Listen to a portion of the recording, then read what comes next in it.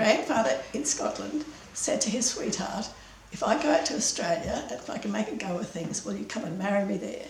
So Heidi came on the ship as they do, and he was driving a handsome cab. I don't know all the story anyway. He picked up people from the ships when they came in. But then after the 2 years, yes, he sent the money. I did how it took for his letter to get from him to her and back again. And then she came out to Australia and they married in Brisbane. But he made friends in that time. And a couple of them said, we're going to live out west because there's good deals going. I was cutting up and subdividing new land down near, well, it turned out to be Wallumbilla. But Dad used to say Wallam, plenty, Billa, water. It's probably the Aboriginal name, I think. I can't guarantee that. So out they went. They had a tin shed out there for quite some time. But Dad, when he was born later, he grew to this teens and that years. We just went to school in Wallumbilla, of course.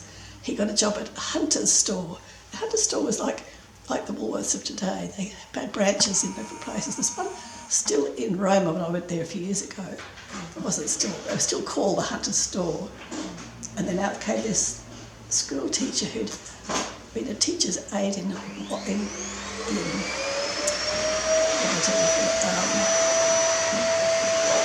was it? Yes. Maloney. And she got this idea of training in Brisbane, going teaching. And she had been sent out there. But her father, I don't think ever gave her anything else, I suspect, because men didn't give things to their daughters. He sent out a saddle.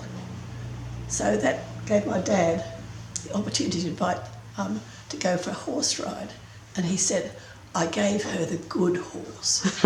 I had the old nag. So that's all interests me because I don't actually side saddle. I can't really tell. No. So 100 years ago to be riding like that was possibly a bit of a novelty. What do you think?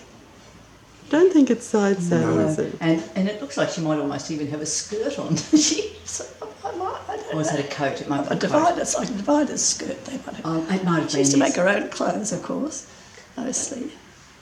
So that's where they are beside the creek out there. How old was she there, Nancy? I don't really know, but I would think 21 or something like 1920, yes. that. Yes. And then how long after that before they were married? She wasn't inclined to think about marriage. She said, which is, if you knew her, you wouldn't be surprised. There's marriage and there's freedom. Give me the freedom. So that was but she was very happily married. And he went to Brisbane with his brother who'd been in the First World War and been injured. And the brother wasn't physically able, he had a strong limp.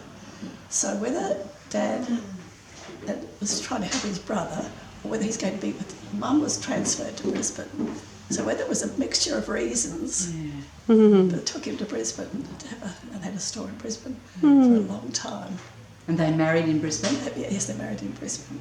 And so where did you grow up, Nancy? Where were you? Brisbane, up the road from the shop. Okay. It's in Gaythorne. It was Lovely. Gaythorne, which is a little tiny suburb squashed between Enoggera and Mitchelton, and they're much bigger, but more known down there. And then you went on to be a teacher as well, didn't you? Yes, so I worked in an office for a couple of years. Then I thought, it was creative to be a teacher. I thought, helping create lives.